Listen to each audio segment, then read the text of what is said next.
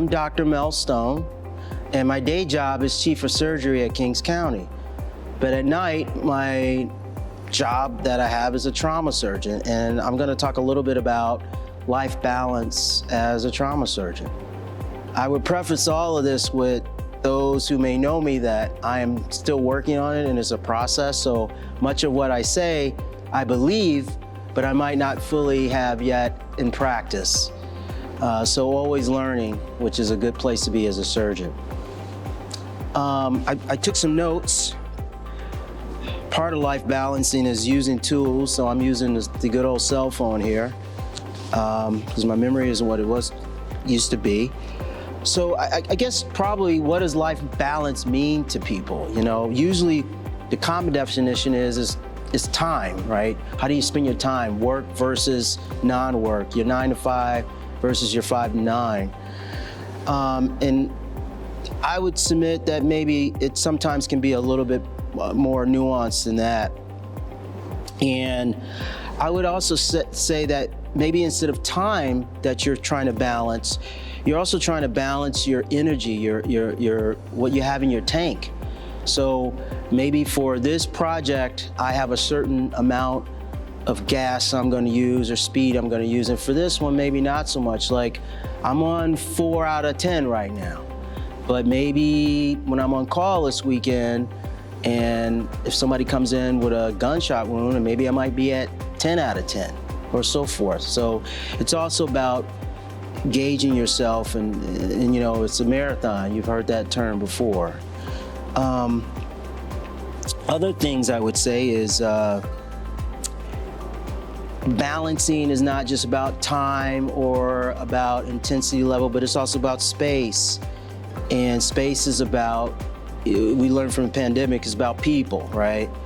And I think a lot of smarter people than me, I've said this before, you're really defined by the people you surround yourself with. I mean, if nobody's around, then you're really no one. So I think you have to balance who are the people you spend time with as well. Obviously, if you are blessed enough to have loved ones in your life, whether that's a family, whatever that definition of family is, people that love you and worry about you when you're not around, or that may even depend on you, then you have to somehow balance that with other people who, quite frankly, may be your family at work. As I mentioned before, I'm the department head, and my job is not to really boss people around, it's really to support them and make sure they get the things they need to be the best that they can be and provide high quality care. That's really how I see my job. I feel like I work for them. So I have to balance how much time I'm gonna spend with them versus with the people who care about me. And sometimes within the group that I'm supposed to be the leader of the department, I have to balance who I spend time with. Some people may need more of my time and others may not. And that's sometimes very difficult to sort out. So I kind of put out these questions of what life balance is, but like I'm really not giving much advice, I imagine, but I would start with what I've learned, what I'm working on is, I think that if you look at some of my heroes or people who I guess they used to call Renaissance men, they were able to do a lot of stuff. And I use men because, you know, let's not go down that road, but you could be a Renaissance person. They did a lot of stuff and they do a lot of stuff well. But that's not so easy to do. I think, you know, those people that I've looked up to, they have their time organized and they're very good at, I spend 2 hours here, I do a half an hour there, 30 seconds. I'm not very good at that. I'm still working on that. That's prioritizing. But one thing I've learned about that is it needs to be fluid and flexible.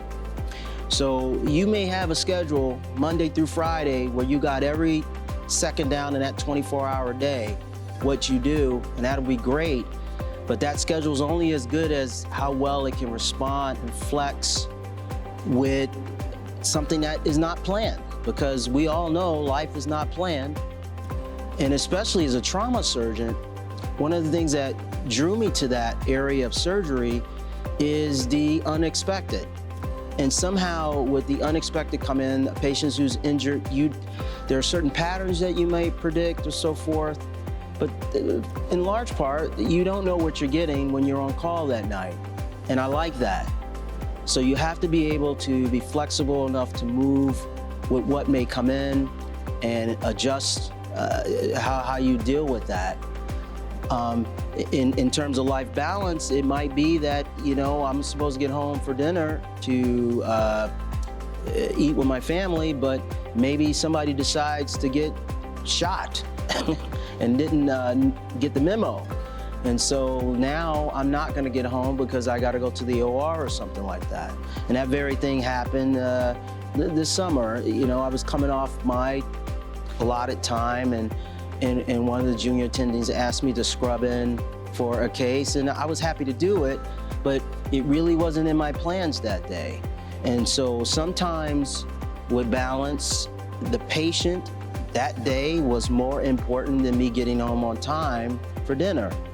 Now, there may be a situation where me being with my family or another significant person or people in my life may be more important than work. And it may be such that I'm not gonna sit here and spend the next 2 hours answering a bunch of emails, because no one's gonna die if the email's not answered within the hour. So then I'm out of here to do that. And I think we always have this thing where we're balancing as trauma surgeons between loved ones and maybe work or patient care, but one of the things you got to decide, or one of the things you got to realize, is you have to balance yourself and your own personal things that you need that have sometimes little to do with the patient or even some of the people that you care about. So one of the things I've learned, which I'm still working on as a trauma surgeon, is the physical health. It's very important. I would say sleep, proper sleep, exercise, and proper nutrition, those three things, more or less, will make you better as a physician, better as a person. And I will tell you, I probably only do 1 out of 3 pretty well. Anybody who knows anything about trauma surgery, it is a night sport for the most part. It typically doesn't happen at 9 o'clock in the morning. And so we don't sleep well. And I'm at a point now in my career where even when it's a slow night, I can't sleep that well in-house when I'm on call. And that, without going into circadian rhythms and so forth, because I'm not a sleep expert, I know that's not good for me. So somehow, when you do have that time, you have to make time to get proper rest, just physically to be on your best game. And here's one of the things that we learned. I think we knew this before the pandemic, but it was more something that is now more pronounced. I just told you a bunch of stuff for physical health, but the mental health piece is very important to be balanced with that. I'm not exactly sure what that means. I think it's an individual thing. Some people are fine doing whatever they're doing. Some people need other things for their mental health, whether that is spending time with their family or whether it is working out or painting or whatever it is your thing, whether that's coming home, every once in a while and having a drink or something. But you have to deal with your mental health in order to balance out the physical. If the mental health is not good, it's gonna affect in some negative manner your work life, your home life, and so forth. Definitely have learned that as a trauma surgeon. I think I probably will wrap it up with a few things, because dragging on with something is not a good way to balance out your time either. So I'm gonna wrap this up by saying a few kind of take-homes for me that I continue to work on is Be careful about comparing yourself to other people who do what you do, other trauma surgeons or other whatever, the driving the bus, taking out the garbage, because you don't know what's going on in their lives and everybody's different. And if you try to compare yourself with too much as a window for balance, you might end up doing something that doesn't work for you. And I would also say that try to be not so hard on yourself in terms of managing your time. Like, for instance, I have a big interest in playing music. I'm a hack musician. I'm terrible, but I still like to think I'm a blues guitar player. And I don't have a lot of time to practice. So if I get in 10 minutes just noodling on the guitar, that's better than 0 minutes.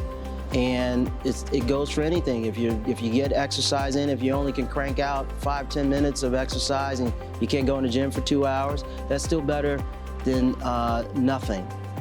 And then finally, I'll leave you this is the balance thing I think that I'm really trying to do at this point in my career as I move on, is really appreciate the moment that you're in.